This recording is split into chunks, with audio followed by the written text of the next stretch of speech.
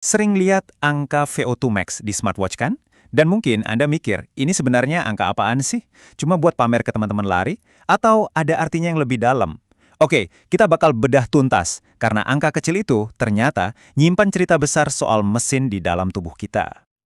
Nah, kutipan dari Dr. Hendrik ini langsung mengubah cara kita mandang VO2 max. Ini bukan soal gengsi. Anggap aja ini kayak laporan audit kesehatan tubuh Anda yang ngecek seberapa efisien setiap sel kita dalam ngelola energi. Wah, ini jauh lebih dari sekedar data kecepatan lari, ya kan? Jadi, di bagian pertama ini, kita bakal bongkar kenapa angka ini bukan sekadar angka pameran. Kita akan lihat gimana VO2 max itu jadi cerminan kesehatan seluler dan bahkan bisa jadi petunjuk soal umur panjang kita. Oke, sekarang kita lanjut ke bagian kedua. Biar ngerti apa itu VO2 max, kita harus kenalan dulu sama sistem energi utama di tubuh kita. Anggap aja ini mesin diesel internal kita. Mesin yang bikin kita tahan lama. Jadi, apa sih metabolisme aerobik itu? Simpelnya, ini proses di mana sel-sel kita pakai oksigen buat ngasilin energi atau ATP. Bisa dibilang ini tuh jalur tol energi tubuh kita. Analogi yang pas banget karena inilah yang bikin kita bisa terus gerak buat waktu yang lama, kayak mobil di jalan tol yang nggak cepet habis bensin. Nah, di sini perbandingannya jelas banget. Di sebelah kiri, kita punya metabolisme aerobik, si mesin diesel kita, yang stabil, efisien, dan tahan lama buat aktivitas kayak lari maraton.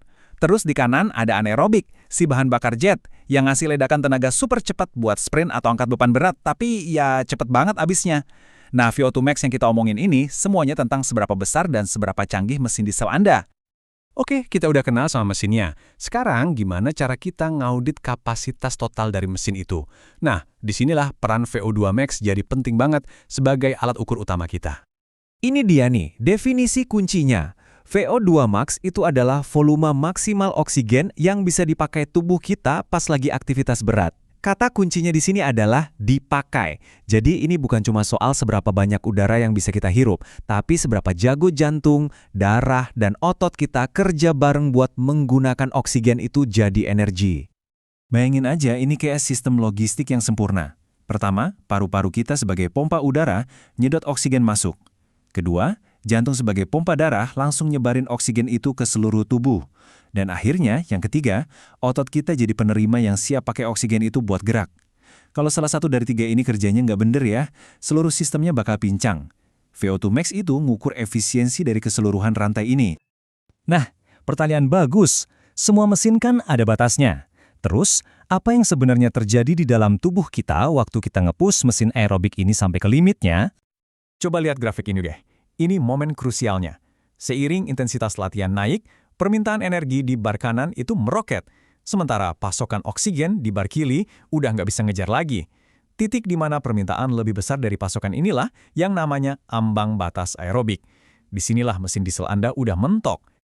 Terus rasanya gimana pas kita ngelewatin ambang batas itu? Wah, pasti udah pada familiar ya. Asam laktat mulai numpuk, otot rasanya jadi berat, dan ada sensasi terbakar. Tubuh kita terpaksa pindah ke sistem darurat, sistem anaerobik yang boros, dan kita nggak akan bisa bertahan lama di situ. Oke, kita udah ngomongin sistem-sistem besarnya, paru-paru, jantung, otot. Tapi sekarang, kita mau masuk ke bagian yang paling keren. Rahasia efisiensi energi yang sesungguhnya itu bukan di organ-organ besar itu, tapi ada di level yang jauh lebih kecil, level mikroskopis. Jadi, di mana letak efisiensi yang sesungguhnya? Apa benar cuma soal punya paru-paru yang lebih besar atau jantung yang lebih kuat? Itu semua ngebantu pastinya. Tapi itu bukan cerita lengkapnya. Dan ini dia jawabannya. Kuncinya bukan di ukuran organ, tapi di dalam jutaan pabrik energi super kecil di dalam sel otot kita yang namanya mitokondria. Disinilah keajaiban efisiensi energi yang sebenarnya terjadi. Terus apa sih kerjanya mitokondria ini? Gini deh.